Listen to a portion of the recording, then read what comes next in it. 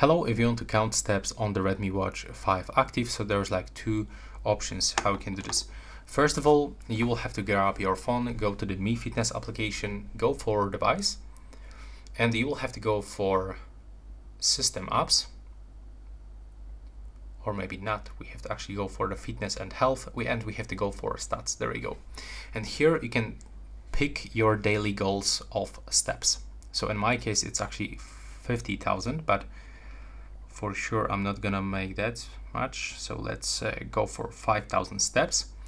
And right now all you have to do is just to put your watch on your wrist and start walking, and it will actually automatically count your steps. If you want to find this steps counter, then you will have to actually click on the side button, click on this icon, and here you can find your steps counter, calories and steps.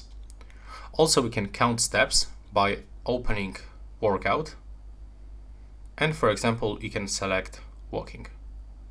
And now, when you click go,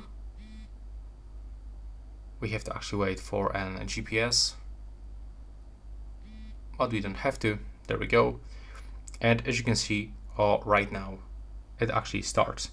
So that will be all, and thanks for watching.